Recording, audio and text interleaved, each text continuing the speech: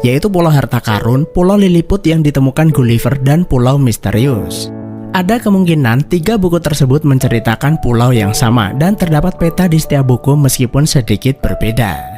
Untuk sesaat Hank berpikir lalu merobek 3 peta tersebut, yang ternyata setelah digabungkan peta itu membentuk sebuah peta baru lengkap dengan titik koordinat.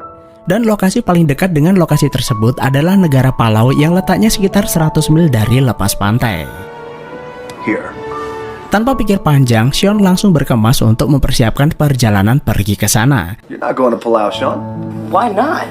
Akan tetapi, Hank tidak mengizinkannya. Dia tidak akan membiarkannya pergi keliling dunia gara-gara ada seseorang bermain-main dengan pesan radio amatir. Hank masih menganggap cerita tersebut tidak nyata dan harus dipikirkan baik-baik. Dan yang terpenting, Sean tidak boleh meninggalkan sekolah.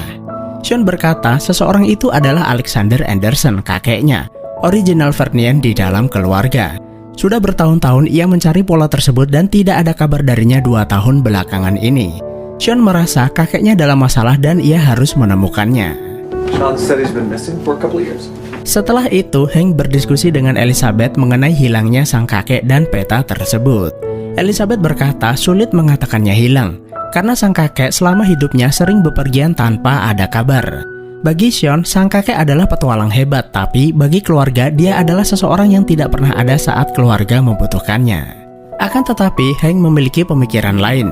Sean membutuhkan sosok seseorang di dalam hidupnya, seseorang yang selalu ada dan peduli untuknya. Memecahkan sendi tersebut adalah hal yang antusias darinya. Lalu mengapa tidak mengizinkan mereka pergi ke Palau?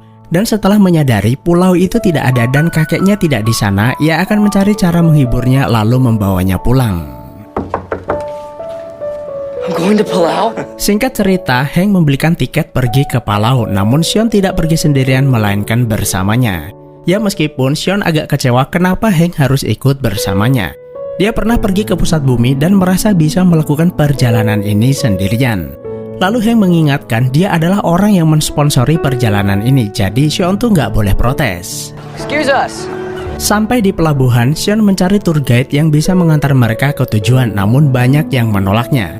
Tidak ada pulau di lokasi yang ia maksud dan hanya ada sekumpulan badai dan perjalanan itu sangat berbahaya. Bahkan saat Sean menawari bayaran mahal, mereka tuh tetap tidak peduli. Only a fool trades his life for money. $1,000. Sampai akhirnya ada seseorang mendengar pembicaraan tersebut lalu berkata kalau dia akan mengantarnya. Ooh, baby. Easy peasy, easy. Dia adalah